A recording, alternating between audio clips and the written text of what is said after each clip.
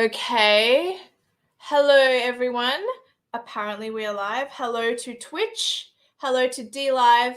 And hello to YouTube, 3 platforms that I'm on.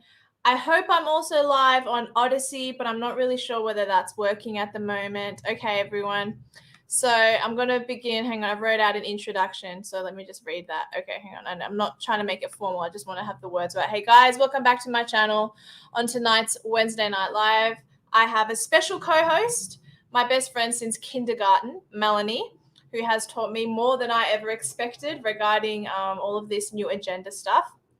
And our special guest, Lisa, known on Instagram as the Wholesome Mama, with her rising profile. Her Instagram account is full of at-home ideas for mothers who are concerned about the chemicals that go into their kids' skin or your own skin, and DIYs that any mother or at-home domestic can try. Now, before I bring them on, I'm going to pursue my tradition and read a verse from the Bible. I have a few here that I actually want to read. I have more than one that spoke to me. So this is about people who mockers, people who are disrespectful. And we all do that with the whole jab, unjab argument. There's people on both sides sort of looking condescendingly at the other side. I certainly do it. So this will bring us back down to earth a little bit. So this is from the book of Proverbs, chapter 9, verse 12. If you are wise, your wisdom will reward you.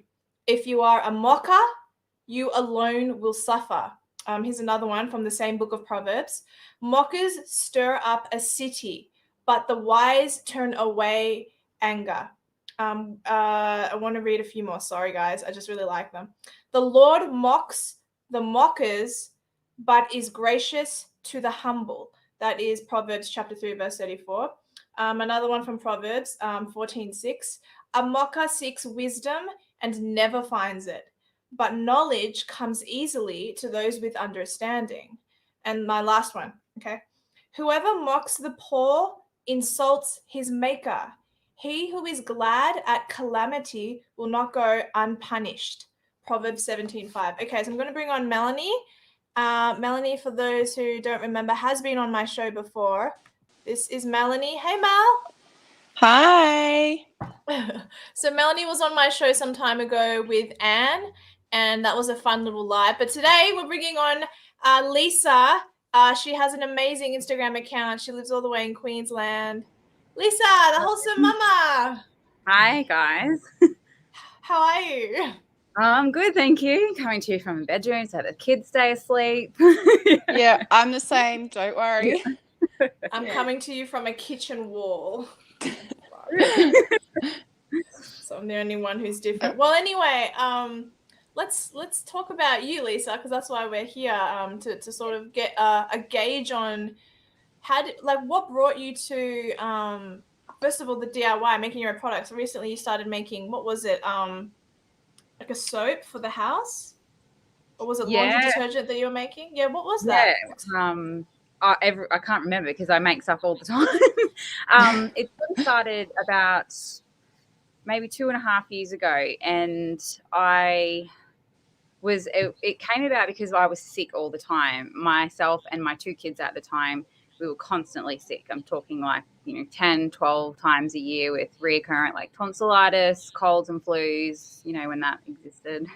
And I was cleaning the shower one day with a shower power or something, and I got out and my tonsils flared up instantly, and I could feel my throat closing over. And I thought to myself, this has happened to me before. Why do I keep doing this? Why do I keep doing this to myself? Sorry, I'm promoting the show. Yeah, sorry, keep going. I'm promoting the show. Okay. And I thought, hang on a second. They tell us, when we're pregnant, don't clean the oven and don't clean your shower and don't touch, cat poo and all that sort of stuff. So why is it okay when you're not pregnant, if that makes sense? It was sort of, that's how it came about for me. And then I'd seen a few people online talk about green cleaning and essential oils and that type of thing. And I sort of had fobbed it off as a bit of a hippie style way of living, which, I was very judgmental about in the past. We've all done that. Yeah, and I ended up getting them just to make my house smell nice. And as I kept watching people incorporate them into their life, I started doing, things in the house one by one. And then I started noticing that we weren't getting as sick as often, or our sickness when we did started to become reduced. Instead of like 2 weeks of being sick, it got, to 1 week or a few days.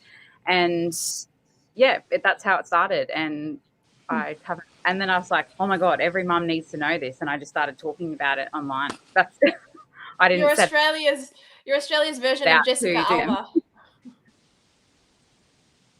Oh, really? Jessica Alba has a whole product line called The Honest Company, and it's like nappies and baby products, laundry detergents, and even like clean beauty. Yeah, so you're gonna become a millionaire. No, just kidding. Oh, you're absolutely amazing, Lisa. Like, it has been 2 weeks ago, I would say, like, I was washing my clothes in natural products for maybe a couple of months, even a bit longer actually. And then I ran out of all my natural products, and I had Dymo left over. I think that's what it was called. And I'm like, I'll just use that because that's all I had. And I did a whole heap of washing, and I used, had to use it. And anyway, I'm in my bedroom, the clothes are up here drying, and I was getting massive headaches, like to the point where it was becoming a migraine. I'm like, nah, that washing has to go downstairs, because that's all I could smell. And that was my turning point that so it's only been new, like for my journey anyway, in terms of green cleaning and eliminating toxins out of the home and all of that. It's been 2 weeks where I've really hit it hard and just said no, and just thrown out all the products. And I wouldn't even give them to my family, because if I'm not going to use them, why would I give them to somebody else? Do you know what I mean? And give them to the politicians. Pardon? Let's not even go there. We're gonna go there. It's just not right my point of green cleaning. And I came across your account, and I'm like, oh, DIY laundry products. Okay, laundry powder.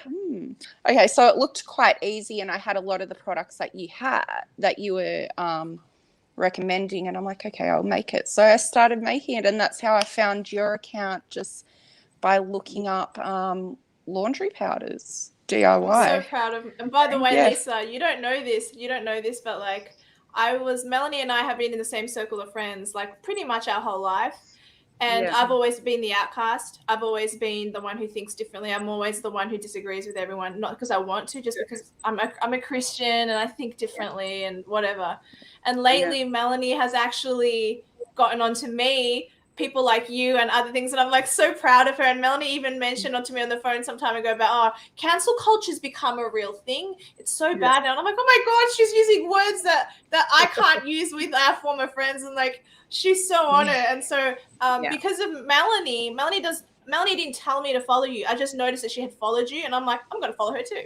And so, and then and then so Melanie's on it, and I'm so proud to have a best friend like her. And I'm so excited that there's someone like you in Australia doing what you're doing with what you're doing. So do you want to elaborate? Go ahead. Yeah, I mean, at the moment, we're sort of seeing everybody sort of start to realize, there's a bit of an awakening process. The word is red pill, right? Yeah. And I guess for everybody, that is sort of coming at a different point, and everybody's, starting somewhere. And for me, without actually consciously realizing it started, the 2.5 years ago when my son at the time, he was, I think, 2 or 3, and his behavior was like out of control. And I did take him to my GP at the time, and they told me, we think he has ADD. And, That's always what they say. Yeah. And they gave me, here's a script. Go and get that from the chemist, give it to him, and be on your way. And I sat back and thought about it, and I was like, you know what? I don't really want to start my 3-year-old on medication. There has to, like, why is this why is he like this? Like, I was thinking I'm a bad parent. His behavior was just out of control. And then I came across a page, I think it was Additive Free Lifestyle, and they were talking about additives in food in relation to behavior in children. And then I was like, well, I thought I fed my kids healthy. They ate fruit, they ate vegetables, and I went to the health food aisle and got snacks and stuff, but I didn't realize that there was things like MSG in health food snacks that I was giving to him that affected his behavior. And I remember being really, really judged about being over the top with him because I wouldn't allow him to have a Super Duper, or I wouldn't allow him to have, certain things that had MSG in it and colorings and preservatives and stuff like that. And I got called friends and family, just all as long as it's in moderation. And I said, you don't understand. As a mother, everything about your kids, and I was like, there is a direct relation to the food he eats to his behavior. And when we cut that out, he completely changed. He was a changed kid.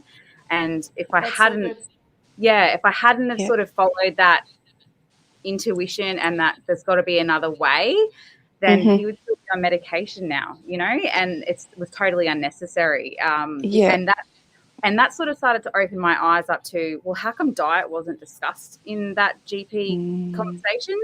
Because it's not supposed to be. There's a hidden agenda. I reckon they have the cure to cancer already in the back offices of whatever, and they need to keep us sick enough to have for business to keep happening. So we're 100%. Still going to hospitals. Yeah. So I've said this out loud. I haven't done it yet, but I've said this out loud. I'm going to stop going to doctors and start going to nutritionists and naturopaths. I feel like that's a better option. I already go to a chiropractor.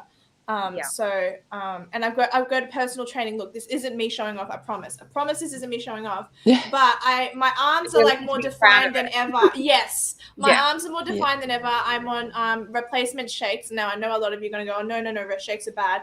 This is scientifically proven. It's a product called Isogenics, and I'm on it. Because I don't trust food, and this product has most people who are on it rarely get sick, if anything. Melanie knows me. I do my research before I do anything like that. But anyway, long story short, I think most of our kids, I don't have any, but when I say our kids, I mean society, our kids, Australians. Most of our kids are slapped on with a Band-Aid. Oh, he has ADD. Here's a pill for you. And yay, extra money in that industry. So the fact that you are being so strict and people are rolling their eyes at you, piss off. Like, he's your son. He doesn't belong to the government. Melanie, go ahead. Well, I'm definitely feeling it right now with family members because you are. Because we're trying to cut a lot of the crap out of their diets, like the sugars, the lollies, replace them with better, treats, so to speak. And I've copped a lot of slack from family members going, but they're kids, let them be kids. What are you doing? It's not fair for them to not get a treat or a lolly, and then the other kids what are you doing? So I've copped that a lot recently, and it's so hard as a mum, because you want to do the best for your kids, but then you're getting family members in your ear saying that, basically calling you a bad parent because you're not giving them treats. But the treats have all these chemicals in them that you are putting into your child. And you're probably but putting they're into considered yourself. a treat. How is that okay? How is, with society, how is that okay to just force this crap down our kids' throat or allow our kids to even have this rubbish?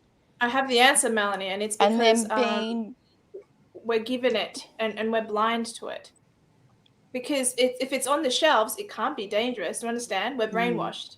Yeah. But the moment you start waking up and start saying, this doesn't sit right with me, is the moment people start judging you and start saying, but it's not fair, your kids miss out, and then, these kids aren't, it's not fair for them.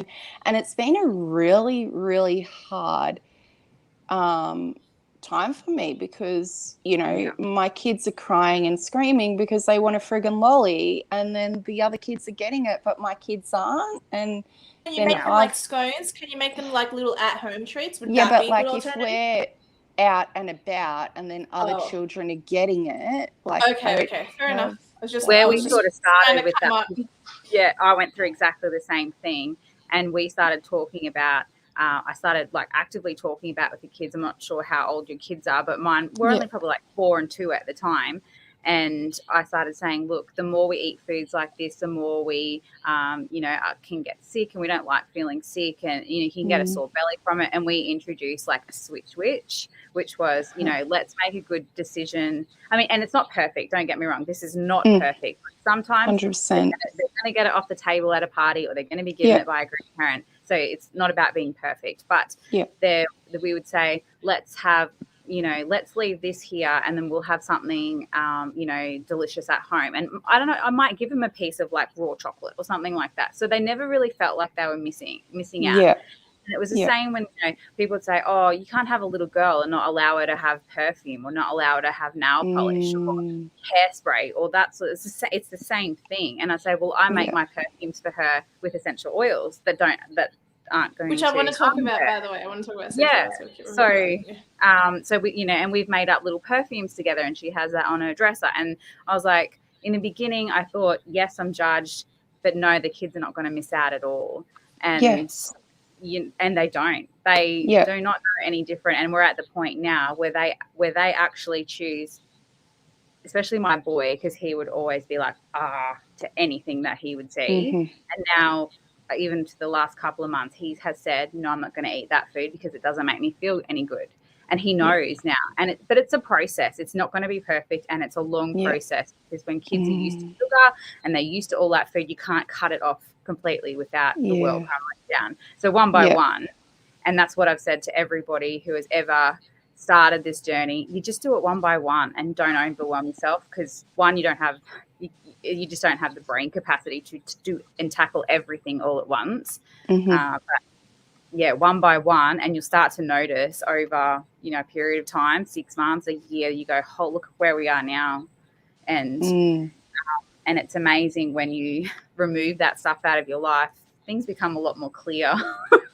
Yes. We did that from the start with our first child. He's 7 now. We like wouldn't let him have all these lollies, and like we'd do other alternatives. But then the older he got, we're like, oh yeah, okay, you know, and we just let it slip. And now we're back at square one, where it's like, oh, we really do, it doesn't sit well with us putting this stuff in our kid's body, or even our own body. But it's been really hard to remove that from their life.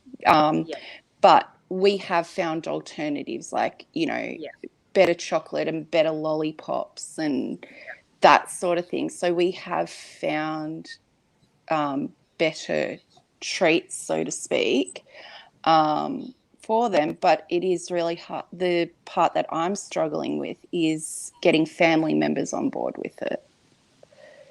And maybe you won't. Maybe that's just your fork in the road. That's true. We were the same. Like, as I said before, we were definitely, I could feel the judgment, and I had the comments and stuff, and I just had to say, if you're not the voice for your kids, no one else is, you know. And if you know that your path and what you're doing for your kids is the best thing for them, then everybody else's opinion shouldn't matter, because they, you know, if you can't stand up for them against judgment and comments and opinions and everything, then nobody else will. And it's as a mum, your power is knowing what's best for your kids. And that's, and at the end of the day, and eventually, like, I didn't try and have my family come on board. I just, you know, I would explain what we're doing, and I said, you know, if you're going to give something to them, can you just check with me before you offer it to them? And just saying that's my boundaries. So it was then, you know, that's, you have to set your lines. You have to set, and they were fine with that, whether they liked it or not. I didn't really care. But then slowly over time, they noticed the change in his behavior. They noticed that with like my kids had chronic ear infections all the time. And they, you know, when you're the mum up in the night with screaming kids who are in pain, and then you change things and that no longer starts to happen, then people notice that. Like my family were like, it's not just a coincidence that my kids don't get sick anymore. It's not. Yeah. You know, and then they were like, well, what's she doing? What's she doing? And then other people in my family started to take the same approach. And wow, there you go. And that's the thing. I think no matter what you're talking about, you can't force your own opinions or want people to do or control other people's thoughts. But if you stand in your own truth, you attract your own tribe. And yeah, that's with everything, not just, you know, kids and food. That's, you have to be comfortable with what you're doing, and you won't be for everybody, whether that's family or friends. And I've learned that having an Instagram profile where I've been loud about my opinions on world events, and coming from last year where I was, you know, trolled and ridiculed and everything for a long period of time. Welcome. Those people I've been dealing with that for 5 years. Welcome to the fray. And I don't get that anymore. I don't. Good. That's and so to be good. honest, if I did, it absolutely does not affect me at all, because water off a duck's back, right? Yeah. it is. Yeah, it is. Totally is. But everybody, you know, has got to come to their own realization about what's happening. You can't force it. No. You can't force awakening on people, and everyone is starting somewhere different. Some people are starting to go, oh, maybe I can't trust the government. And, you know, for me, that started with going, that started going, hang on a second, I just assumed that everything that I walked into a supermarket was safe. I just assumed my whole life. I assumed that. And when I started looking at ingredients, whether that's products or food, I'm like, they're poisoning us. I don't even drink water anymore. I make sure it's filtered. I have a little bottle thing, and like all the experiments that they do. A friend of mine on Instagram, he did this video where he was showing us that there's magnets in coffee. Yeah. What? I think Melanie watched a bit of that one. Yes, like, I did. That's like what really opened my eyes with food. Like we had, you know, cornflakes and that sort of stuff in our house. And then when I saw that live that you did, I was like, oh my God, like, what is this, you know? And then I really looked into the pantry and I'm like, oh, okay. And then you realize cereals are at the bottom of the food pyramid that are recommended to us through the schooling system. And you're I don't even think you should trust the pyramid. No, the pyramid is complete junk. It's sponsored by Kellogg's. Shut out the pyramid. It's garbage. Yeah, that's what I'm saying. Like, you know, they say, oh, you know, get your cereals into you. No. So does that mean statistically, how many children really get ADD? Because if the issue is simply a dietary one and you've solved it and your kid is fine now, there's clearly an agenda at play, right? Like, well, and like my son plays footy, and there is, you know, probably half the kids on his football team are on some sort of medication for that sort of behavior. And for me, obviously, I'm not going to. It's people's choice what they're going to do with that. But you know, you have to really try and remain impartial and not be judgmental of other people, because that's why I read the Bible verses at the start. Yeah, exactly. And that's where they're at in their point, you know, in their life, and they can see the direct correlation between food and behavior. Well, and because I've been through it myself, and I mean, But getting back to the water filter, a lot of people say to me, what is your number one swap? And although, you know, I do doTERRA and essential oils, I say my number one swap is a water filter, and I don't sell water filters. Maybe you should. You can become the spokesperson. You know, people will call you conspiracy theorists for talking about fluoride, but fluoride is basically, and I've got doctors, you know, I've had a doctor say to me, it's like a low dose of Prozac on the population. So that's, and if you actually read about what fluoride is, I'm a dental assistant, among other things. I'm a temp, so I do different types of things. But I interviewed a nurse, quite a controversial nurse. She's quite famous in England, and they hate her. Her name is Kate Shemarani. Right. Where did she go? Gone. Okay.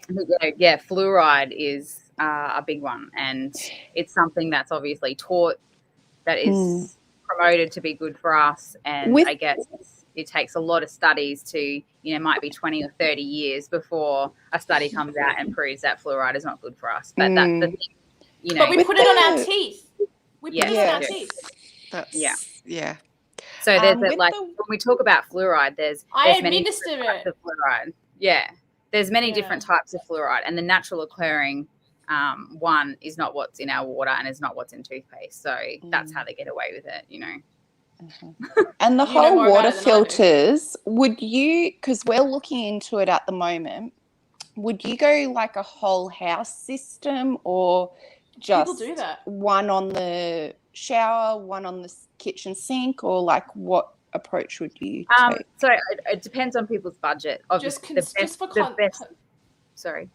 No, I was just going to tell Melanie that consumption is different to heating you in the shower. Sorry, go ahead. You tell us, Lisa. Yeah, obviously the best would be a whole home system. Obviously that's the highest price point.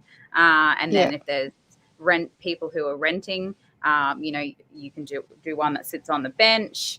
And for us, we have our own home, so we have a reverse osmosis system that sits under the kitchen sink, and then we have separate shower filters and bath filters in the rest of our house. Yeah. Okay, because I am still looking into them. And the whole house system ones, it's only 2 little like pipes that like filters, 2 little filters that go on the outside of your house, and they're like $500-$600, I think. So it's not that bad, price point wise. I just get all the quotes.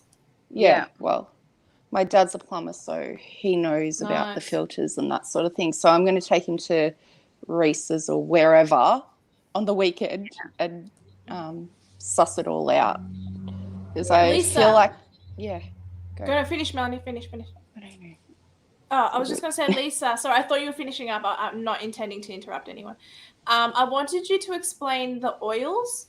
Why is it that oil gets rid of a headache? Because for me, the one thing I don't mind, the one thing I'm not against is taking a Nurofen or a Panadol when I have a migraine or a sore stomach, because then I'm like, oh, now I feel better. And, so what do the oils do, and how did you even figure that out, that you can use oil for a headache of all things?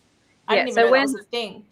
When I got doTERRA oils, my husband bought them for my birthday, and my intention was to just put them in a diffuser and make my house smell nice, as opposed to, say, using a candle or whatever. And then I thought I might do, a couple of green cleaning things so I can stop getting tonsillitis in the shower and save a bit of money here and there. And so when I got my oils, the person who, I got them through became like my educator and my support person. And she started, showing all these other ways that you can use them. And I'm like, what do you mean you can use oils for headaches, or you can use them for stomach pain or whatever? I was like, I didn't know anything about that. And I was very, very skeptical, let me say that. I'm like, because this is not something that's ever been on my radar before. And the first couple of times I started doing these things, I used peppermint on my head, and I'm like, my headache's gone.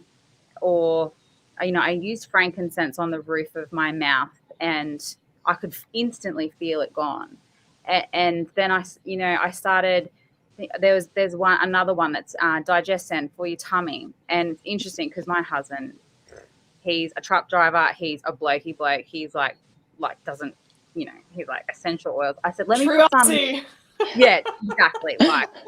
And I was like, let me give you this to put in your truck, so when you get a headache from driving, you can use it. And he goes, I ain't putting that shit in my truck, is what he said to me.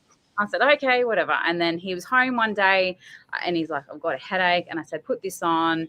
And then he carried on. And I'm like 10 or 15 minutes later, I said, how's your headache? And he's like, he'd forgotten about it. And he was like, you could see him sort of like, oh shit, she's onto something, but didn't want to quite admit it.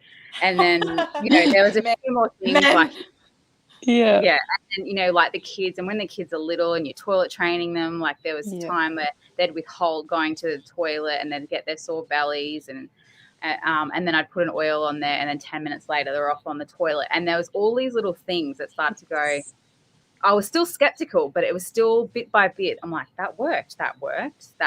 And still to this day, I feel like it's ingrained in my brain that I still feel tiniest bit skeptical sometimes, and then I use it and I'm like, it worked again. So, I mean, we're not against Nurofen or anything like that either. But the point is that we had a natural option first. And and, you know, we're sort of like 99% of the time, that's what we go to, along with homeopathics, and that's what works for us first. So, and, you know, after I had my third baby, I had some pretty bad after pains, and I used my oils. It would have taken away 50 to 60% of the pain, and I was over it, and I took some Nurofen. But I've had to take it once in, you know, a year, as opposed to someone who used to take it nearly daily for very, you know, pain, headaches, whatever it might have been. So, yeah, and I guess the thing is there's no side effects from oils and homeopathic, sure. and you're keeping good gut health the more you can not put pharmaceuticals in. And I'm not against it, as you know, antibiotics, they are great when you need them. They are amazing and they work amazing, but you know, a lot of the times now they are overprescribed and they just destroy gut health and lower your immune system, and that we're not given any other options. And that's where the oils have come in for me, is that it's just opened up a world of different options. Yeah, I'm all for natural immunity. Yeah, that makes sense. Yeah. Melanie, did you want to add anything to what she said? Homeopathy. Is that right? Can you explain a little bit more about that? Yeah, so I first saw my homeopath maybe 2 years ago, and I went to her with because I had really severe acne. I'd worked a lot on my gut health. Well, you look good. You have no acne now. Oh my God. Yeah, I used to have very bad scarring, and it used to always be here. And I'd fixed up my gut health, and I still had it. And I knew it was sort of hormonal. And I'd gone to the GP, and pill was suggested to me, and I was like, no, I'm not band-aiding it. There's something there. And I spoke to her. She gave me like a hormonal remedy, just like tiny little, they look like sugar pills, I guess. And then I started taking that along with upping things like bone broth and a few other supplements. And I'd changed my skincare over to natural skincare, and then it had gone. So especially since, you know, with having kids, my skin just went shit. And yeah, it was really, really bad. But after that, and I knew, you know, that homeopathic remedy really, really helped me. And it was about maybe 6 months to a year ago that I invested in a family kit. And basically I have a poster, and I can sort of self-diagnose what's happening with myself or my kids, whether, you know, it might be a slight cough or a temperature or whatever it might be. And you can have a look and then find your corresponding remedy and give that to them.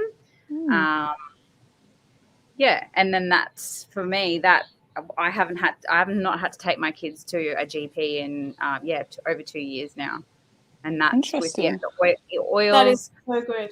Yeah, and the oils and the homeopathics, and, you know, really good food as well, rest, sun, vitamin D, all that sort of stuff. They heal so quickly. Like, my kids used to get a temperature, I would nearly cry, because I would think that's 2 weeks at home on my own with sick kids, and now their temperature's gone in 12 hours, and they run around, and they don't even, half the time they actually don't even notice. It's because they've brushed past me. I'm like, hang on a second, you feel a bit hot, and, you know, 39.5-degree temperature, and they don't even know. So for me, that was going from a mum who, when they used to have that, they would be screaming in pain to, and that's when I started to think, wow, this is how an immune system is supposed to work. And I was like, it's the difference in 2 years is amazing. Do you know what's funny? Yeah. What I'm about to add to this conversation is a whole nother level. So I apologize in advance if I freak you guys out with what I'm about to say. But they tell us that we are the more advanced humans. But people in Egypt, people in about 1,000 years ago were using oils And to us, it's like we're nuts. But you know, sorry, to us that what they were primitive, and you know, but how do you get a pyramid together, and how do you operate the way? I actually think, to be honest, that in our past they were more advanced than us in many different ways. And oils, what you're saying, like natural immunity, all that kind of stuff. We were far more advanced in our past, and there are things we don't know from our past that we now think is nuts, like the homeopathy that you're talking about, naturopaths, and even acupuncturing. We kind of scoff at it. I still, what you said a second ago was that, like, oh, there's still a part of me. I still scoff a little bit at that stuff, but that stuff actually helps women get pregnant. That stuff actually, it does so much. And I'm glad that I'm coming back to that kind of stuff. I'm glad that So there's a time now when you're online, you're not allowed to say anything natural fixes anything. You have to be very careful with the way you word things. I can't say because then we're nuts. I can't say this helps with hay fever, because only a pharmaceutical is allowed to help with hay fever. I have to say seasonal allergies. I can't say headaches. I have to say head tension. But prior to the 1960s, so prior to the 1960s, oils, herbs, homeopathy, all that stuff was what was used. And then the Rockefellers came in, and with it, you know, they were oil tycoons, and they brought in the pharmaceutical industry, and slowly slowly, it's all about the money. Pharma came in and started to suppress. It's ruined us. Suppress natural remedies and suppress all of that information, and then you've got big tech who suppresses it even more. And government, and government, and media, and it's all of that. The money. It's all the money. It's all like you look back 100 years ago, and they weren't going to the doctors like we are, like for back pains or headaches or migraines or, you know, whatever. Like they weren't the sickest generation to ever live. And glucose, celiac, ADD, ADHD, whatever else people have. Skin issues. Yeah, absolutely. And you know, you were talking about the, you know, you think that might be a cure for cancer. There's some really, really good documentaries. Most likely. Which two of my favorites were The Truth About Cancer and The Truth About Vaccines, and they were very. Where did you find these? You wouldn't find this on a Netflix. You would have had to download it like in the back of the internet, the black internet or something, right? They have this. Because I'd watch it. I think they run like a free. You have to either pay for it, or every now and then they run a free viewing of the series, because it's like 10 episodes each one. And I think their Instagram page has been taken down, but they might still be online. Instagram censors. Instagram is so censoring. Yeah, owned by Facebook. And I mean, I watched that vaccine one with a really open mind, being a pro-vax person, and I thought, you know, I owe it to my kids to watch this, or at least, you know, at least watch it. You know, I spent more time thinking about a cot than what I did about that stuff, and it was really interesting. And there were so many different options like that I had never even thought of, like, you know, that they talk about delayed schedules. They talked about, you know, history of stuff. It was amazing, and it wasn't just like anti or this. It was actually really, as doctors, they said, you know, a lot of them did delayed schedules, or, you know, friendlier plans, so that kids aren't so bombarded so early. It was really eye-opening, actually, stuff that I didn't even know was an option. That options were never discussed. It's just like, here it is, do this with your kid, and you don't ask a question. So and we're blocked from this information. We're blocked from it because that's what they want. And so, and also, someone told me some time ago, about three and a half years ago, a friend of mine told me that someone was doing these tests on cancer cells, and I can't even remember. I'm not going to be able to retell this story very well, but basically, the premise of what he was saying was that it was doing really well, but that stuff in the lab was destroyed, and he wasn't allowed to replicate his findings and his results, because it's not about saving people. It's about coming up with ways to half help them and go in remission and all that kind of stuff. But that there are other ways to cure cancer, and big pharma is not necessarily the way. There's acupuncturing. There is other things. I haven't looked into it in full detail, so no one please take what I say as gospel. But there are other alternatives out there, and they're being shunned. Yeah, and I guess like the truth about cancer series talks about, you know, there's no, you know, when people are given that diagnosis, there's still no discussion about environmental toxins, about what's in your home, or the sugar feeding cancer, or any of that. There's nothing about, you know, to help someone in that position. You know, pharma might be beneficial, and I would, absolutely, you know, on some level. I'm not a professional in that. I'm not going to ever say that I am, but there has to be a point where both can work. Like, you have to look at your home and what, you know, your risk of cancer is going to be higher if you're using chemicals around yourself every day and covering yourself in it every single day. Like, not, you know, you clean or using your microwave. Yeah, all that sort of stuff. And nothing's going to be perfect. And like, it's just about reducing it and doing the best you can with what we've given and the time that we have. But yeah, it's that sort of stuff, and they're not told that. Like, if you've got cancer, then you shouldn't be using all that stuff around you at home, and that's a discussion, as far as I know, is not really ever had with a patient. No, that's true. I never thought of that. Yeah, 100%. It's like layer upon layer upon layer. Like, the moment you wake up, you're having a shower, there's a layer of chemicals going on you, then the soaps, then your clothing that's been washed in these chemicals, and then your perfumes and your makeup, etc., like the food, all of that. It plays such a big part in your health, but we're not told any of this at all. Like, you know, we don't need to be told, but it's just like, oh, here, have this. It will, you know, it will help with X, Y, and Z, or whatever the case is. And it's like, it's doing more harm than good, a lot of these things that. And we wonder why, you know, infertility is so prevalent. And it's going to get worse now. Half the world, 90% of the world is jabbed, and infertility is going to increase. And if they're so adamant about doing it to our kids at 6 to 12, there's not going to be a next generation after that. Yeah. But YouTube gods, I do not mean to offer misinformation, YouTube gods, and please know that I am only talking about my opinion. Sorry, go ahead, Lisa. I have to say that because the video will get taken down.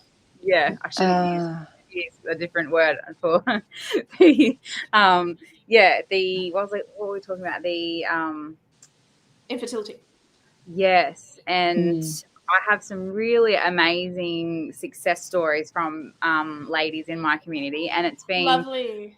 Yeah, so, and I think sometimes, like, I've been brought to tears a few times from it, because I've had 4 women who struggled with infertility, one for 11 years, and she's currently pregnant now, and one who struggled with recurring miscarriages, and she just had a baby. And there's been 4 stories where they've struggled to be pregnant for 5 What have they plus each done? years. What's been the common denominator? They stopped drinking tap water. Like, what do they do? Not some of them would have been tap water, but they cut the chemicals out of the house. That they did green cleaning, learning a little bit more about food. You know, instead of having fat, like foods with like butter and coconut oil and all that sort of good fats, bone broth, and just eating a bit better, along with better supplementation. So not things like Blackmores and Elevate and stuff that is not not good. Try to be careful about what I say. Oh, you're okay. Like, if YouTube takes it down, it'll stay up on my other 2 channels that it's so like bioavailable supplements that are actually that the body can actually absorb and use. So combination of getting rid of chemicals, like things like perfumes, you know, deodorants and makeup and all that beauty products, change to green cleaning and natural stuff, and better food and supplements, and limiting stress, better sleep, vitamin D. You know, Going you back think- to the old ways. yeah. Do and then, you guys think that internet plays a role in how our body relates to whatever is happening in the air with Wi-Fi? Do you guys think that's a thing? EMFs. Is that what it's called? I don't know too much about it at the moment, but I have been. You started to look into it?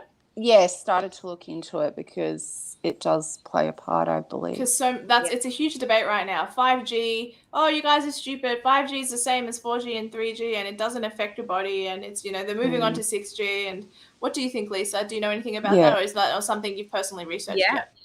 I have, and my favorite book is done by a building biologist, and the book is called Healthy Homes, Healthy Families.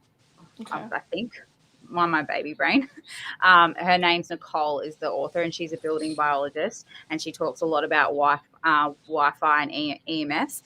And I'll say this, and people can think that I'm absolutely crazy, but I'm already crazy. My middle daughter, her bed in her bedroom is the wall that is where the other side of the wall is where our office is and where our modem is. And I started learning about it, the importance of turning Wi-Fi off and your internet off in your house, especially at nighttime when everybody's sleeping and the body's trying to repair itself. And I started turning the Wi-Fi off at night. And for a while, that was a pain in the butt. Like that, absolutely, that's a pain in the ass. I wake up and I want to watch a reel out of the nowhere. Yeah, it would annoy me, and I was like, and sometimes like, no, I'm not turning it off tonight. And those nights that I didn't turn it off, she would wake up every single time without fail. If I didn't get up, she would wake up, and I was like, she was an EMF sensitive child, and I hadn't known that for a very long time. And people can say I'm crazy, but I'm like, I knew that my daughter woke up without fail, and because she backed onto that, her wall is right behind that wall.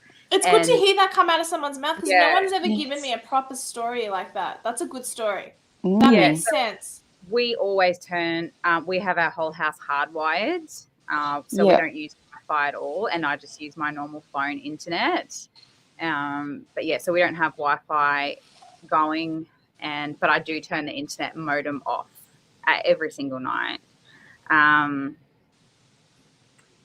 So in terms of 5G and stuff like that, people can think what they want about it, and it's, for me, the world is heading to a social credit system with everything being. I hope we're wrong on that prediction, though. We need internet capacity and surveillance to be able to implement that. And it's not, without knowing much about it, is it a coincidence that the whole world put 5G tails up at the same time? And the whole world is going I think it's a coincidence. Draw your own conclusions, but Except for Israel. Israel doesn't have any 5G towers. I'm not really sure why. So that's interesting. They probably invented it. I don't know. My friend Jessie Bell, I just wanted to read out his comment because it's a very lovely thing what he's saying. I know this is the third comment in a row, but your friend Melanie is very intuitive and awake, sis. He calls me sister. Just as much as the wholesome mama. Hats off, smiley face. So thank you. The audience approves. Like I said, it's been the past couple of months that I've started to wake up to what is going on in the world, and I'd say it's been about 9 months, Melanie. Yeah, but you and I have been talking about this stuff often now. Yeah, but with the Wi-Fi and the EMF, that stuff, or the extras, like the chemicals that we're putting into our bodies and all of that. It's been maybe the past couple of months that I'm like, fair enough. I want to learn a little bit more about that. It's a good rabbit hole to get down. Because that does not sit well with me at the moment. And I don't trust the government and what they are doing to us. Melanie, why? Well, come on. What's going on in the world at the moment. That's why I have been looking at a lot of all of this better home system and, even mattresses that we sleep on, like the springs in it And if we've got Wi-Fi and we're sleeping on beds with springs in it, we're essentially frying our body, so to speak, cooking it. What? I've never Yes. heard that. Yeah. Yes. Wow. I'm that being is why- educated. Yeah. Yeah. I only learned this like 2 weeks ago or so. Like that. That's insane yeah. to me. So And this eventually is want to change sure. all of that through the house. Yeah, and but that's we an were the expensive same. process. Wait, you're both you talking know, at the same it's- time. Sorry. Oh, Yeah, now we you have both stopped. the same. We have the same. Well, and when I sort of figured out that my daughter was sensitive to EMF, when she came out of a cot and we had to buy her a mattress, we bought her an organic mattress that doesn't have any springs in it. And my baby now, I replaced our old cot mattress with a mattress that has no springs in it. But in saying that, hubby and I are still sleeping on springs, and so is my son, because it's an expensive process and you cannot do it all at once. So you just but have that'd to kill be okay you. I have scoliosis. I would need springs. I have scoliosis. I need my back to be supported. There's a lot of good mattresses out there that Okay, all right. and they're natural. You know me. I'll send you a link, Claudia, of a good mattress that I think it's called Peace Lily. Yeah. Yeah. Well, it won't matter anyway. I'm going to be in Melbourne for the next few months anyway, so I'll be back in my old bed. And I mean, it sort of depends on where people live. Like, I mean, if you live in a city where there's towers and if you live in a unit where everybody's got, Wi-Fi going in the whole building, and there's towers on top of every building, you're going to that's going to affect you more. Whereas if you're sleeping on springs and you're out in the burbs in this country, it's not going to affect you as much, if you know what I mean. So obviously it depends on where your exposure is. And that there's a comment there about it is an antenna. And when you watch building biologists go near mattresses where there's obviously electric currents running in the walls and all your power and all that sort of stuff, you'll see the readings near mattresses a lot higher. So yeah, watching this is so weird. I did not expect to learn. It's crazy, Claudia. I should have been a building biologist. Yeah, you should have. Going down a deep, dark rabbit hole, all this stuff. Once you start, it takes you down and down, and you're like, But the thing is, I'm in these rabbit holes, but I'm in different ones. Pub test is saying that, Melanie, you're using the wrong light, and that the light, whatever light you're using, is going to give you a headache. Well, I'm in my bedroom, and I'm just, I don't know. Whatever. I guess because we're on the topic, I think he's just trying to be helpful. Yeah. But do you guys just on a personal note, do you guys carry your phone with you everywhere? I purposely leave it in the car sometimes, and I manually sign in. I'm like, I forgot my phone. Can I manually sign in? And I'll do a manual sign in, and then I'll walk around with my wallet, because my wallet has my medical exemption and my mask exemption, and so I don't. And then I'm like, I've got this, and then I just walk in. But that's easy here in Sydney. Queensland is now become super commie, and Victoria was already commie, and now we can't. We're not really allowed in society anyway. Where I'm living in New South Wales is completely, as of 2 weeks from today, it's going to be a free for all, vax and unvaxxed. I'm going to be able to live side by side, but it's the only state doing it. I don't think any other state's doing it.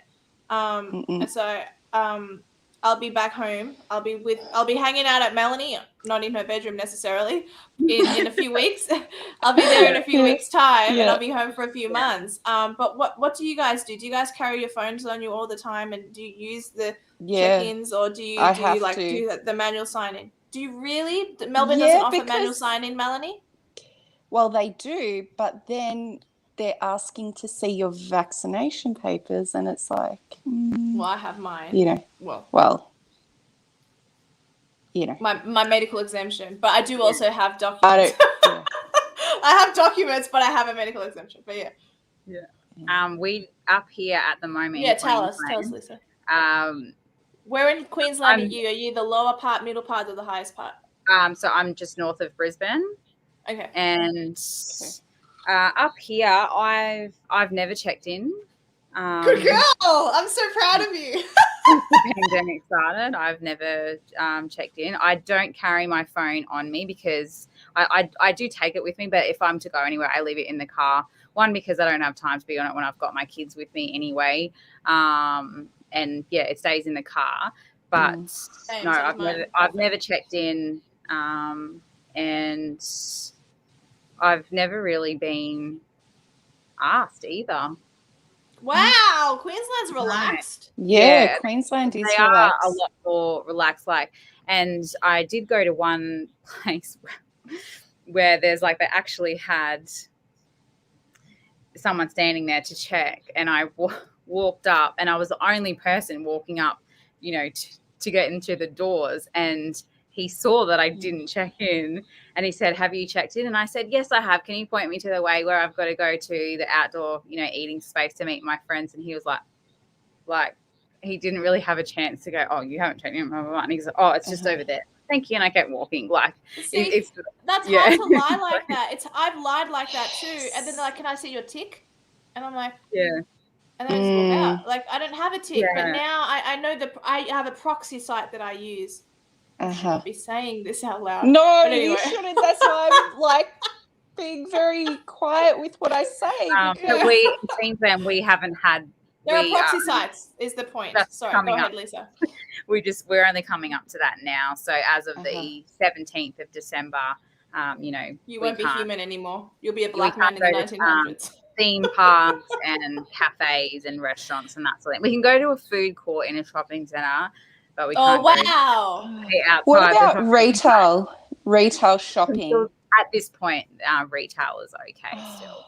So you can go to Boxing Day sales and thousands of people, but I can't take my kids to Australia Zoo anymore. So yeah, neither can we. But I'm not even going to attempt that one.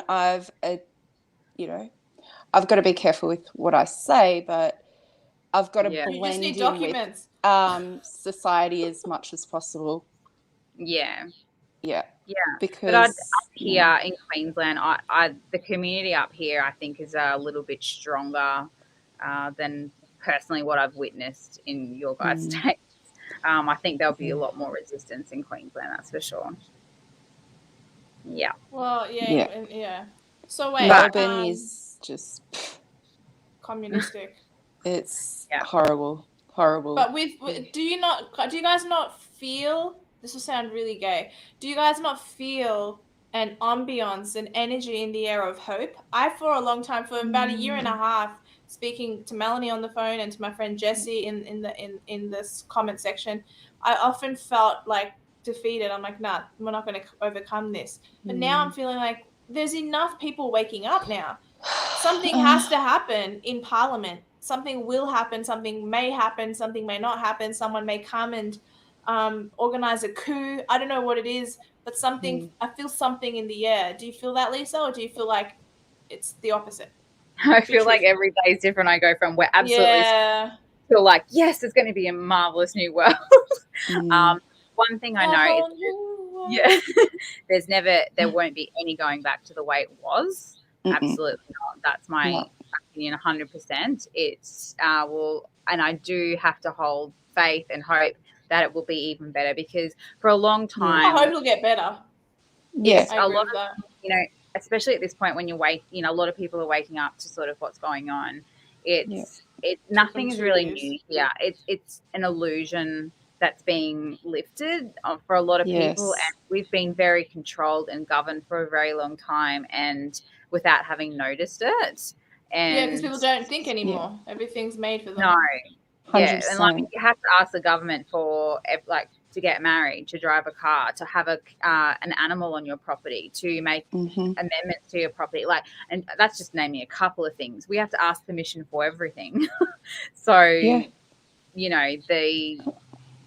think, the illusion is just being lifted, and at the moment, you're going to see society sort of split into two, with people who are holding on to what the world was, and they just, and it's very, change is scary for people. It's very change and people's ability. People like to be in their comfort zones, and that's why the prospects of new jobs or leaving jobs or you know, is really scary for people because, you know, when we're sitting still, we're comfortable, but there's also no growth in being comfortable either. So, you know, there's Don't you think? Yeah. Keep going. Sorry. Yeah, there's just you know, I think there's a really good opportunity for us to do things differently, but you have to. Yeah, it's not easy. I'm definitely not going to say that. But we will create better. You know, I already see what people are doing now, connecting teachers to parents who want to, you know, start teaching outside of the system. And it's amazing. It's good. It's good, and that's better for the mental welfare of that kid too. They'll be critical thinkers and all that kind of crap. Yeah. And so, and I mean, was the school system that great? We didn't learn anything about how to stay healthy, how to look after our money, how to, you know, grow food or whatever it might be. You leave school thinking that you have to have a, you know, go to union or whatever and have a Monday to Friday job. And everyone, I remember working full time. I'm deconditioned out of that. I didn't believe that anymore. Do you know? Like I used to always think, well, I hate working 5 days. Sunday night, I would start feeling down and depressed because I'm 5 more days of work till I have another day off. And I always just think, who made it like this? Yeah, 100%. You know who made it like that? The women who wanted the vote. Now. The women who wanted the vote. If we didn't, we were happier at home being wives. Now we have to work, add to the income. It's extra responsibility. Those feminists stuffed us up. Oh God, Claudia. I know my commentary. I love it.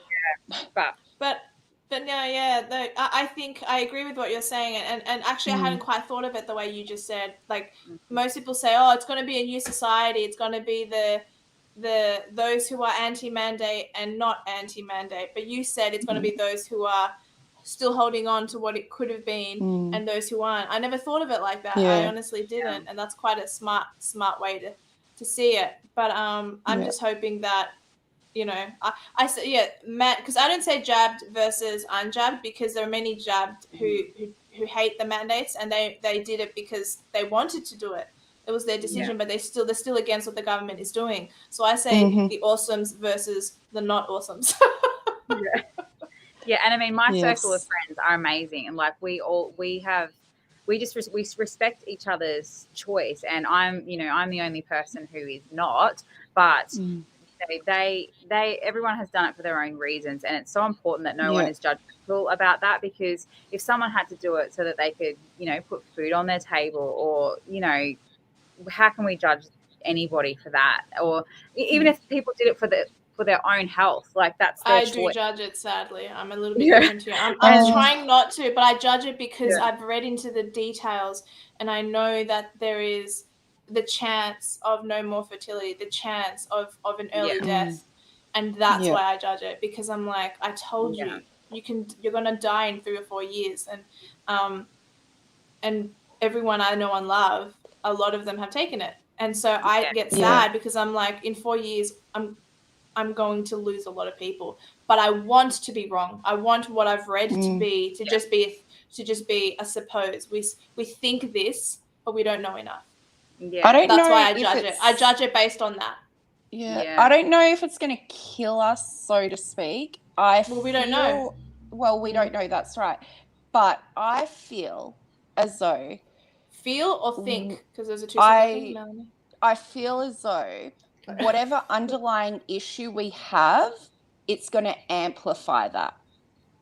We're going to have to go to doctors, to pharmacists, get more medication, pay more money. That's probably the goal. That's probably the whole goal. I feel like it's, just say you have asthma. Sure. But it's a mild case of asthma. I feel like it's going to intensify it in, 6 months, a year, 3 years, whatever the case is, whatever issue you have, I feel like it's going to blow it up even more by putting this into your body. That's just my thoughts. And that's a good thought, but what are you guys basing that on? Have you guys actually read studies, or are you just saying that as a theory? Well, you look at the government now, and it's all about money, isn't it? And the pharmaceutical companies, and is all about money, and I think they're all working together, and Oh yes, I agree. maybe with that. Yeah. you know, that's Mine is Go ahead, Lisa. many people's first-hand experiences, and a lot of people that I have spoken to or that my family has spoken to, they don't directly relate what's happening to them back to getting the jab. Oh, it's so obvious though. What I am witnessing with my own eyes is exactly what Melanie said, which is, I've seen some people who have very mild eczema who have got eczema all over them now, or who have had menstrual or hormonal problems, who are bleeding for weeks, or completely the menstrual cycle is completely messed up, hormones are messed up, or some people who have had surgery before, or who have had cancer or something, have had it flare up again, and all within a few months, sort of thing. But I'm not relating it back to that at all. Yeah. And yeah, I don't know if that's a denial thing or just an absolute no idea. Because I mean, a lot of people get their information just from the telly, and if that's the case, they will never relate it, or possibly relate it. And no one could ever be 100% certain either. But I've definitely seen it, and I have recently heard of a person in my own family that I haven't been able to see for a long time, who has been in and out of hospital with collapsed lungs, who is a very fit, healthy male and has never had anything prior to that, but there is no thought process of it being anything related to I would that. easily connect the two. Shane Thompson, I just want to read out your thing. It's sad, but it's true. I had the jab 5 weeks ago. As soon as I had it, felt like having a heart attack. Been to the GP twice and to the hospital once. I've never had problems with allergies before, and I'm very healthy. Not now. And that's exactly the having a heart attack is exactly what the person I'm talking about. Shane, do not get the second jab, dude. Please don't get the second jab.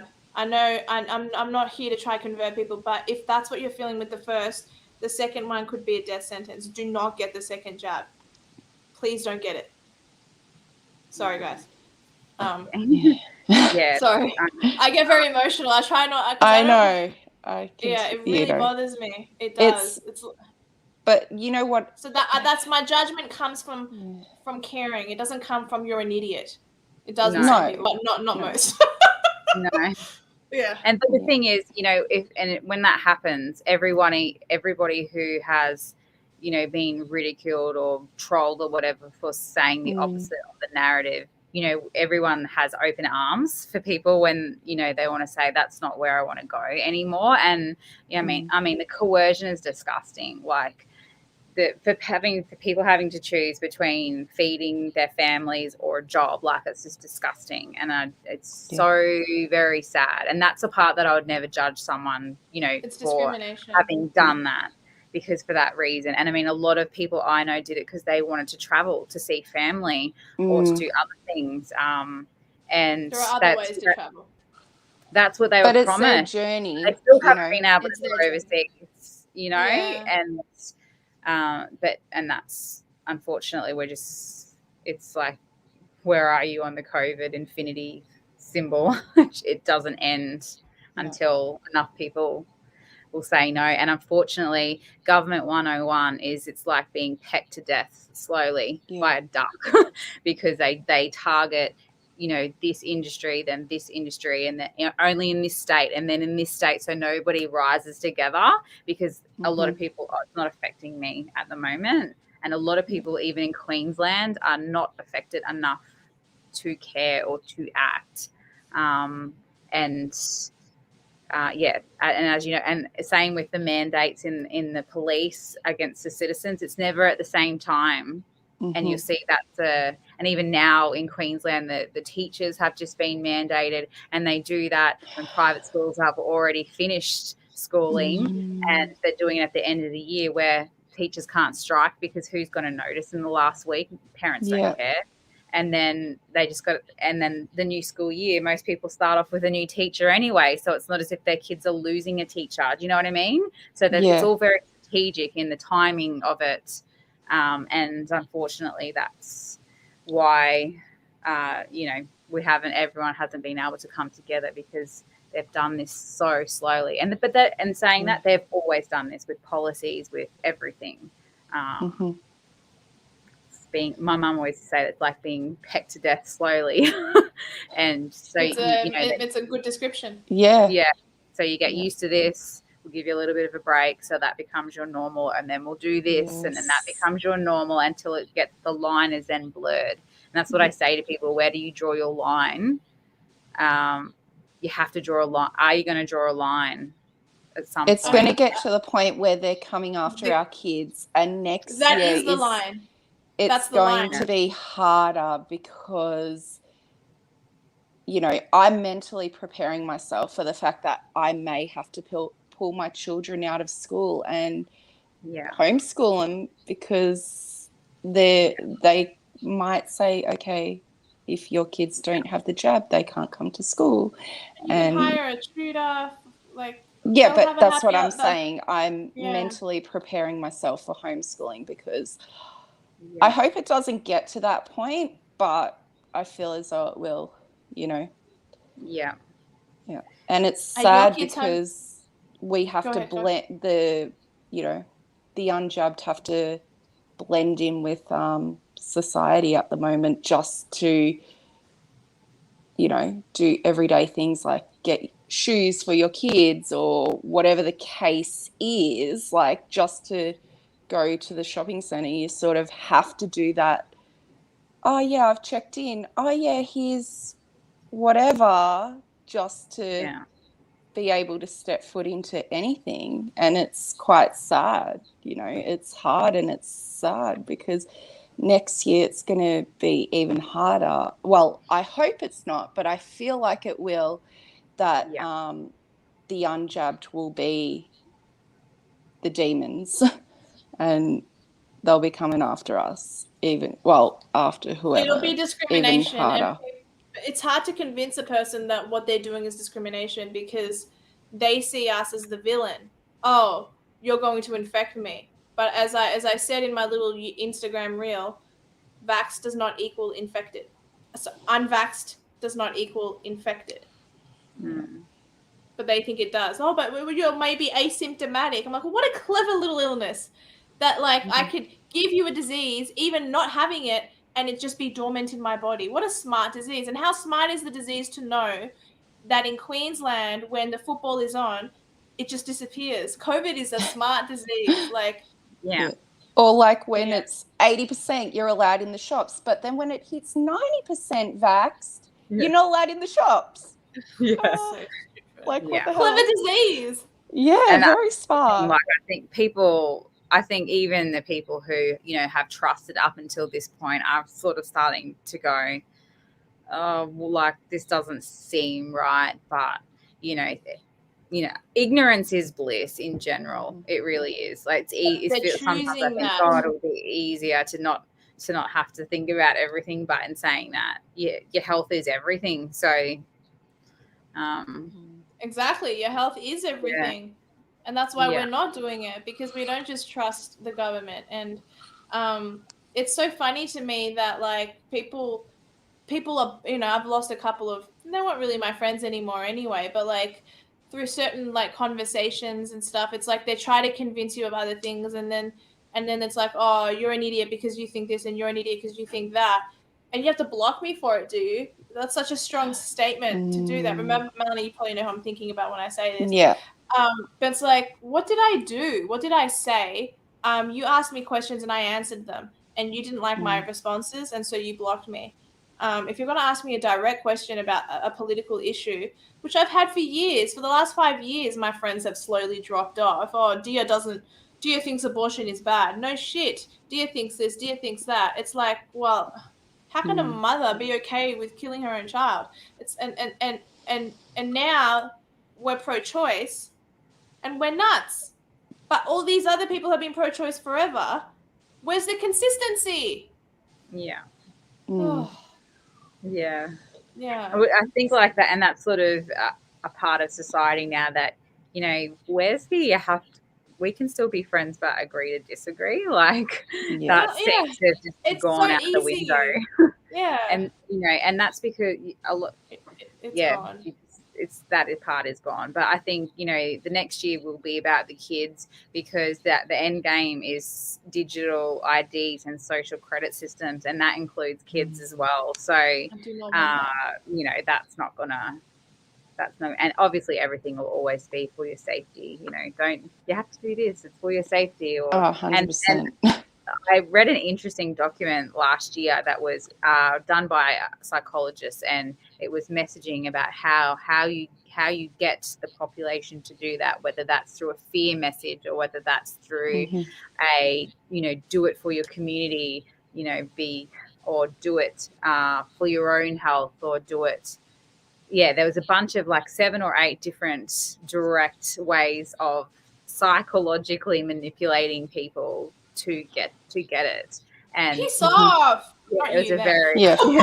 interesting read. And I thought, you know what, that's it. It was, you know, and now I didn't, you know, now you sort of see how things happened in history, which seemed, how do people allow that to happen? It didn't, nothing happens overnight like that. It's But we get it. slow erosion until you become used to it. And that has been happening for 30 or 40 years, but it's a lot slower. It's just ramping up a lot now. Yeah. It's like the frog in the water. You slowly boil them until like get it comfortable, and you know. Yeah. And I mean, now you've got people who are genuinely scared of the virus, and then you've got people who are genuinely scared because they're awake and they know what's going on and feel quite powerless and anxious. And so you've got a whole bunch of this population who are paralyzed with fear by different things. But yeah, it's a hard thing to overcome. But I think for us in our own home, when we've brought so much control back, we are not reliant on anything. You know, we're not reliant on a GP, and we don't have to go to a supermarket. If they said we couldn't go to a supermarket, we would be fine. We've established communities and you know, that sort of stuff. And and so they can't take anything from me, you know, like Well, you have a garden, don't you, Lisa? Like with veggies and shit? well, we've started one, and I mean, it's not going to feed us, but we've started one. So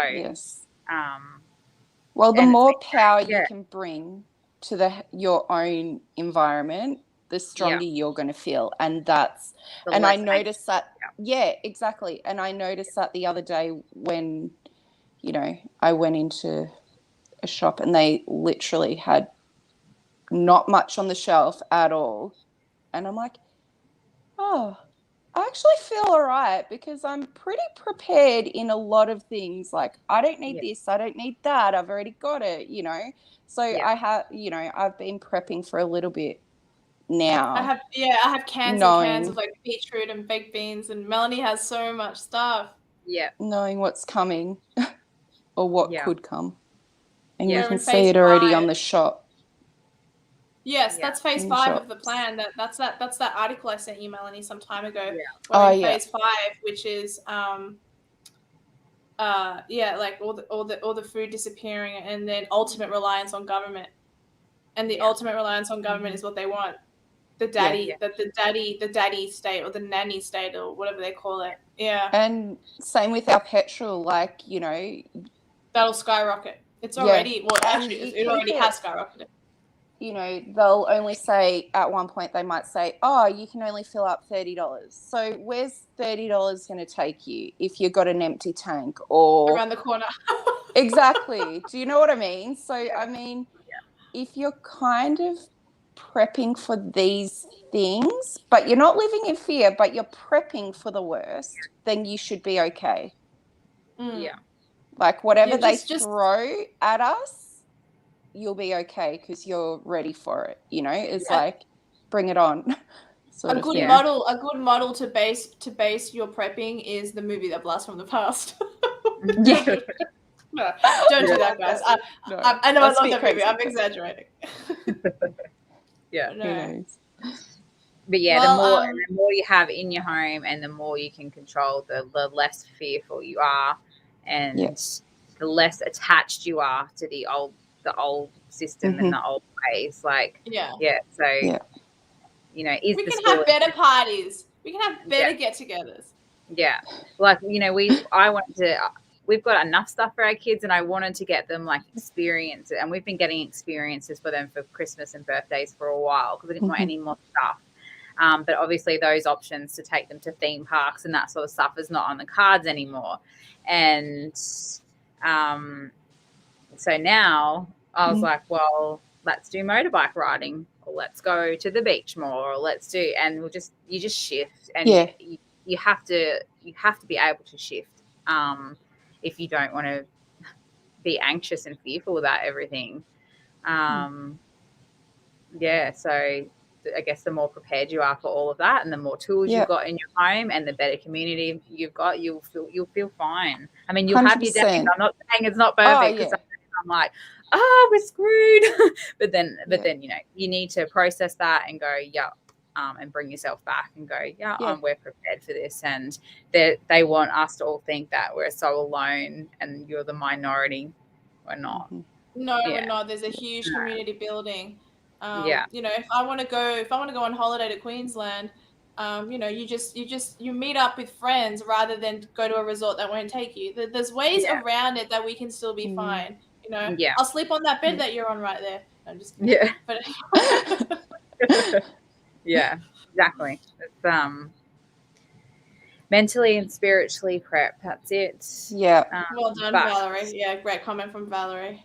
One of my absolutely regular not going viewers. to tell my kids that I stayed silent. I was like, when you look at your kids and you'll go, you know what, I'll do anything for them, and that includes copying any troll or any person who thinks that you're nuts, because I'm like, I just don't care what you think.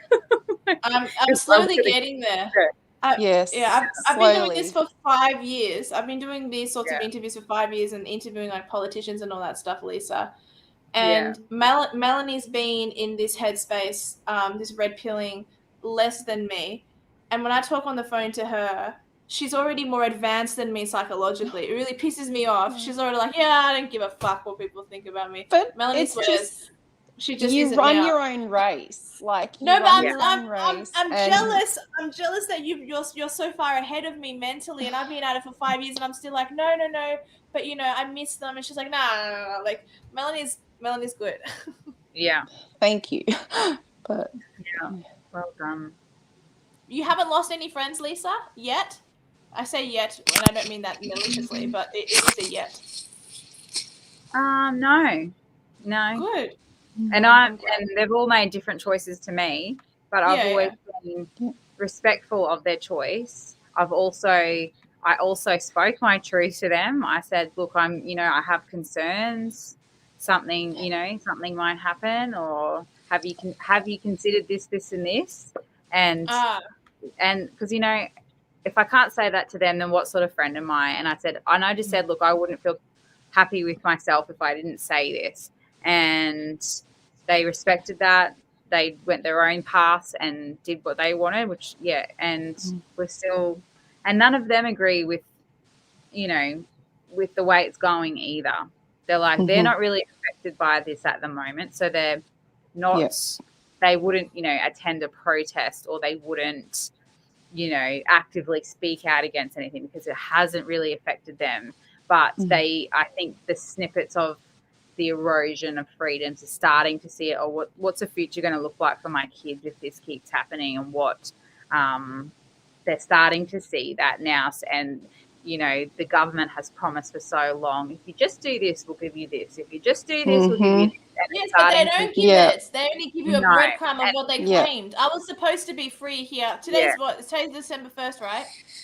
We're in December 1st? Yeah. Okay, so today was supposed to be the day that I was free here in New South Wales, but they pushed it to December 15th. Thanks a lot. And that's it. And it's all about perception as well. Like people in Queensland, because we have been, I guess, not as affected as New South Wales and Victoria in Queensland. Mhm. People go, what are you complaining about? We're free. And I'm like, what do you mean we're free? We're stuck We're in not. that state. We cannot see. I cannot see my family in New South Wales. We are not free.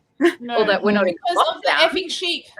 And the whole Freedom Day in Melbourne was an absolute joke because we're not free one bit. Like, We're And that's actually the psychological we're more free. wording. yeah, We are more Yeah, free you're than they more- are, though. I know it doesn't seem like it, but what they have, Australians have exchanged freedom for safety and benefits. You know, oh, we're free to go to a shopping center now, but then in 3 months' time, they're going to need a boost. You know what I said to one? I said to a patient in a chair. I said to him, "What do you think about the fact that you're going to have to be boosted again in 3 to 6 months?" And he had stuff in his mouth. He couldn't talk, and he did that. And I'm like, "Really?" And he goes, "Yeah." And I don't normally say that kind of stuff to patients. You're not really supposed to. And I'm like, "Oh, okay." I said, "Fair enough." I said, "So you're happy to be boosted every time you need it?" He goes, "Yeah." I'm like, "Oh my gosh, you should draw the line." Like he was. I was but angry. he will in my head. when it hits him at He'll some have other to. point. Yeah. He might draw the line if his, kids come into play and he's like, oh, that doesn't sit well with me. I am not comfortable with that. I have to hold or faith that there'll be something some else happens, Yeah. But it does have to get worse before it gets better. Absolutely. And I feel like at this point where, we're on a wave and it's like this, I feel like we're nearly at the top of the wave, but we're not quite there yet. We need And more. then we it's need a coming million in down. each city. But it will take that little bit of time before, I'm also hoping that, when it comes to the kids, and a lot of people are going to line their kids up for this. Because they think they're doing the best for their kids. They do. And that's the thing. That's the thing you have. Kids don't get COVID. No. But that is, they'll spruik a new variant that is affecting kids, and they'll create the fear around that.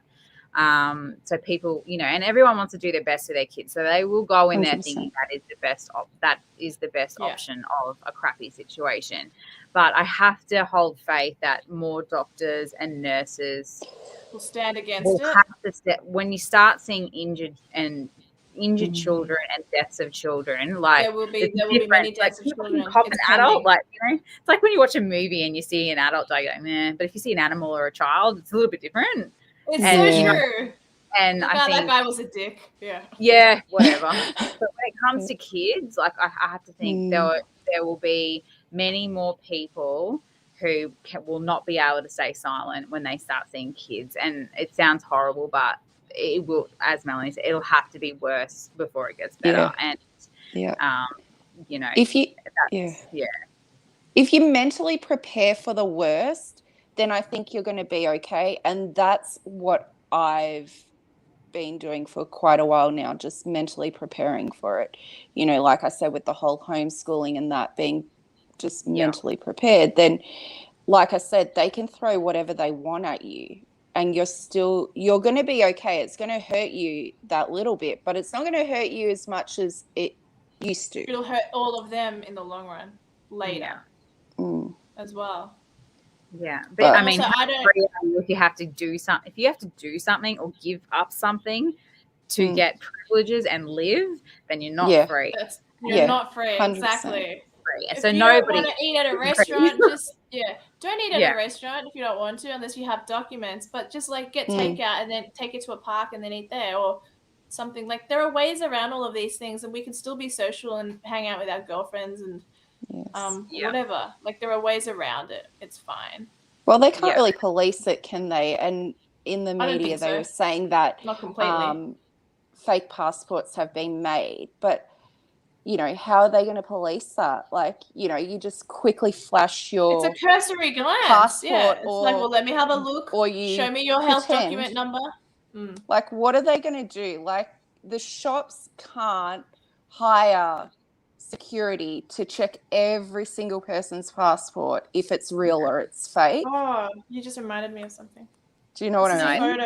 Not at this point, but when they want to implement a digital currency and cash doesn't exist anymore, Oh, if yeah. it gets to that, that's Yeah. when, you won't be able to buy or sell without it. And that's so I think, people who are, who do fake passports or whatever, you're sort of fueling the problem, because that's not On where some level, that's true.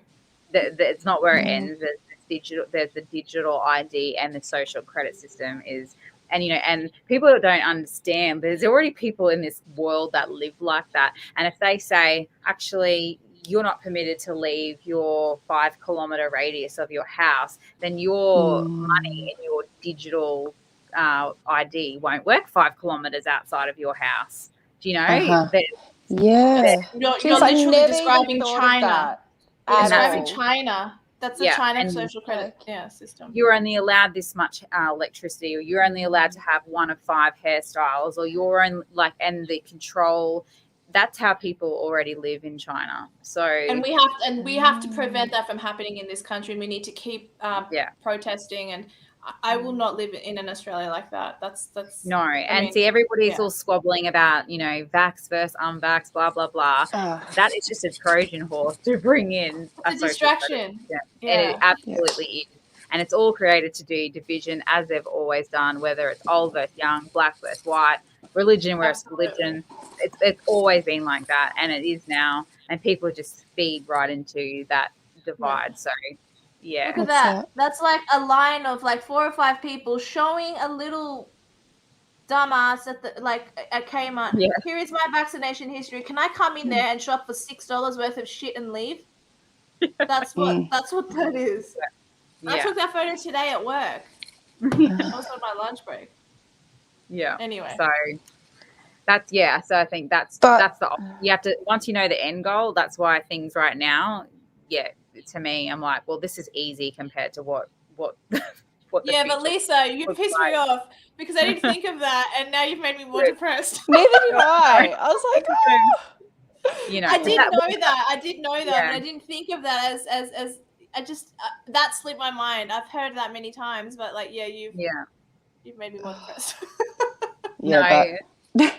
But that's that's a lot of people don't know that, But people don't know well, that. I definitely didn't. I did a video about it. Yeah, if they implemented that straight away, you would have everybody go, no, we're not doing this. But that's what, this is where that could be the line. It might not even be the kids. It might be that. That might be the line. That might be the bottom. Yeah, and I mean, you've got all these separate systems. You've got your QR codes, and you've got your medical history over here, and you've got this push for a cashless society. And whilst they all seem like they're individualized, that it's they all coming create together to equal one thing. Yeah, absolutely. No, I don't think you're wrong. No, that's very accurate. But that's why I think that's why you should take out money once a week. Take out a shitload of money, or take out $400 or whatever it is you need, and use money. So that way the government and the bank is not saying, oh, government, this is where I think she lives in this area because blah, blah, blah. Did I fly above you? I think or I was a Aussie. Queensland Aussies. Yeah. But they're going to get rid of cash. That they had a thing that went around cash Friday. So always pay for cash for everything on Fridays. And what I say to people is diversify, so have cash, have some money in your bank, maybe have some precious metals, maybe buy some crypto or whatever it might be at Bitcoin, start having different income streams, that sort of thing. And you just have to start getting really creative. It's on us to do that. Yeah, it is. And that's what I talk about change. Change is scary, but it's necessary, I think. And don't get me wrong. Some days I'm like, I can't do this anymore. But you have to. Melanie and I have each cried to each other at one point. Yeah. And I mean, I had a moment this week because I chose a beautiful Steiner school for my little boy to go to next year. Steiner schools have a good reputation. Yeah. They do. And it's obviously a huge financial thing for us to send him there. And it was everything I wanted. And now with the mandate of teachers, I don't know if those teachers at that school who teach in a different way will even be there. next year. And I don't want him taught by, you know, a foreigner or whatever who just comes into the school, because those start the, you know, we that's hate a form of foreigners. education, you know, Yeah. like, and that's, so I was like, I don't even know if those teachers that I met are going to be there next year now that there's been a mandate put in place yesterday. So what's the point in sending him to a Steiner school if the teachers who have that philosophy are not there? Absolutely. Yeah. So I've had my moments, you know, there's, you get kicked down and you just get back up again. Well, feel free to call any one of us. We're here for you. I mean, if you ever need to like have your moment, because like we pick ourselves back up again, and then it's fine. Yeah. Well, we've gone for an hour and 30 minutes. I'm assuming you guys, Melanie, I know your son. Sorry, I'll stop talking there. But I know you have things that you need to tend to. And I hope everyone who did watch the show enjoyed this. I really was keen to talk to Lisa about you know, also her DIYs, but we sort of ended up talking C19. I apologize. I was trying to avoid that overall, but I mean, sadly, it is the topic on everyone's lips at the moment. Did you enjoy the conversation, Lisa? Yes, thank you. It was really good. Thanks for inviting me. Yeah. That's okay, guys. She was so cute. She thought it was going to be a super formal thing, and she wanted me to give her a list of questions. I'm like, nah, we'll just keep it cash between girls. Yeah. Awesome. Melanie, I hope you had fun co-hosting with me today. It's good. I wasn't as nervous this time round as I was previous. Well, yeah, because it was your first time ever on a live. But you've done a few now with me, a couple on Instagram, and this is your second or third here on YouTube. So yeah. Well, okay, guys. Right. Yes, exactly. Everyone, please take from today's show that prepare for the worst. You know, make sure that you you prep and you have heaps of canned food, and start growing your veggies and have a first aid kit, and just really focus on your health and just focus on your health. Vitamin D, personal trainers, you know. It's all very getting rid of everything that makes us dependent on the system, and remove all junk and out of your house, and don't worry about what people think. Today. Yes. It's insane. All right, guys. Thank you so much. I'm going to end the broadcast here, and stay tuned. I'd normally say stay tuned for my show next week, but I'm going live again tomorrow at 8:00 p.m. Melbourne, Sydney time. I'll be talking to a lawyer who is suing the Australian government using constitutional law. So as we were talking a second ago about people trying to make change, this guy is, and he's a Liberal Democrat. So I think some of you might have already met him recently. For those of you who are at the rally. Anyway, bye, guys.